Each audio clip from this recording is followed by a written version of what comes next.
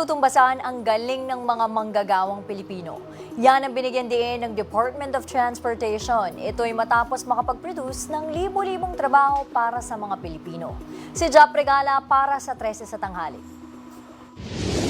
Dahil sa malalaking proyektong pang-infrastruktura na itinatayo, katulad na lamang ng North-South Commuter Railway at Metro Manila Subway Projects, libo-libong mga Pilipinong manggagawa ang nabigyan ng trabaho na makatutulong din sa pagpapabilis ng konstruksyon ng mga proyekto. Ito'y kasunod ng direktiba ni Pangulong Ferdinand R. Marcos Jr. na maglaan ng job opportunities para sa mga Pilipino. May mga ilan kasing mga Pilipinong nananatiling walang trabaho at naghahanap ng trabahong may mataas na sahod at may mga benepisyo. Dahil dito, nakipagpartnership ang Department of Transportation sa ilang foreign project contractors para sa pagkuha ng mga Filipino engineer, architects at employees para sa project management offices at consultant companies, habang ang mga contractors at subcontractors ay kinuha mula sa lokal. Dahil sa inisyatibang ito, aabot sa higit 10,000 Pilipino ang nagtatrabaho na sa Metro Manila Subway Project at higit 21,000 Filipino workers naman ang nagtatrabaho sa NSER. Binigyang diin naman ni Transportation Secretary Giovanni Lopez ang kahalagahan ng ganitong pamamaraan sa pagkuha ng empleyado.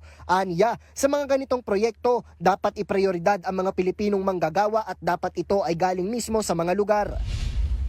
Sa DOTR, kapag tayo po ay nagtayo ng ganitong mga proyekto, kailangan nila ng mga trabahador at sinasabi natin sa kanila na i-prioritize nyo not only the Filipino workers pero yung mga trabahador, yung mga empleyado dun sa lugar na yon. Parang dito, no, inasahan natin ang mga trabahador, taga-Angeles, magagaling talaga mga Pinoy. At tulong na rin po sa kanila yan, no?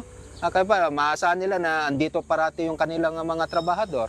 And of course, ganoon naman talaga the job generation and job employment na dapat na idudulot ng ganitong malalaking proyekto. Binigyang diin din ng kalihim na magagaling ang mga Pilipino at malaking bagay ang ganitong mga proyekto sa paggawa ng mga trabaho.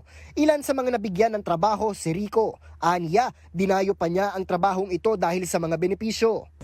Ay, nagpapasalamat po ako lalong-lalo na sa ating presidente. Nagkaroon po ng proyektong mga ganito sa ating mga Pilipino.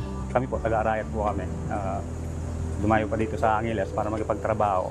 Dito kasi maganda yung may benefits ka dito. Para naman kay David, mas nakakaipon at nakakatulong siya para sa pamilya. Marami nga pong improvement, nakakapag-ipon din po kahit papaano. Nakakatulong po ng malaki sa pamilya po. Para naman kay MMSP Finance Officer Charlene Guyo, mas marami na siyang oras para sa kanyang pamilya at nagpapasalamat siya para rito. Malayo yung difference niya from my salary from previous job, and also yung mas marami yung time ko na makasama ko yung family ko kasi mas malapit siya sa bahay namin compared to my previous job. Unang-una, thankful and grateful kasi nabigyan ng chance kami na mag-work sa ganitong project. Inaasahang sa oras na matapos ang NSER project, aabuti na lang ng 2 oras ang pagbiyahe mula Clark, Pampanga patungong Calamba, Laguna at balikan. Habang aabuti na lang ng 45 minuto ang biyahe mula Valenzuela City papuntang Parañaque City at balikan. Para sa totoong balita sa Bagong Pilipinas, Jap Regala, 13 sa tanghali ng Congress TV.